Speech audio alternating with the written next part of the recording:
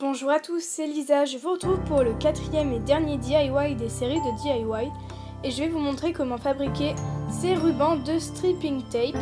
Donc en fait c'est des rubans adhésifs très fins que l'on colle sur les ongles en guise de décoration ou pour servir de pochoir. Donc pour commencer je vais vous montrer les pochoirs. Donc pour les réaliser vous aurez besoin d'un rouleau de scotch, d'une paire de ciseaux fins et droits et d'une pince à épiler. Donc il vous suffit de prendre un morceau de scotch et de découper une fine bandelette. Si vous voulez que la bandelette soit plus grande, vous pouvez la découper dans la longueur du morceau de scotch. Et voilà, vous n'avez plus qu'à le mettre sur votre ongle. Pour réaliser les décorations, vous aurez besoin d'un rouleau de scotch, de plusieurs vernis. Pour un meilleur effet, utilisez des vernis avec des reflets, d'une paire de ciseaux fins et droits et d'une pince à épiler.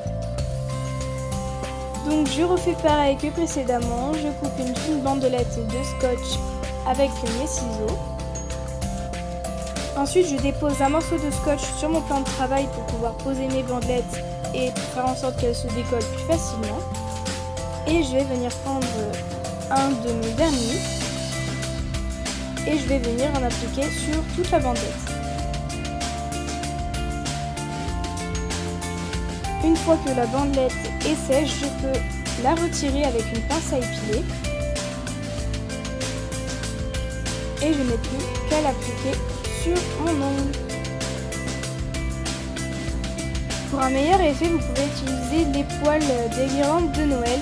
Donc si votre carton n'est pas très loin, vous pouvez ressortir vos guirlandes.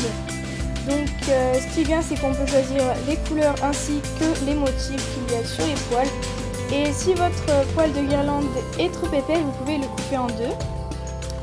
Donc le problème c'est que ça ne colle pas, donc vous pouvez bien sûr les utiliser sur un vernis encore frais en mettant une couche de top coat par-dessus.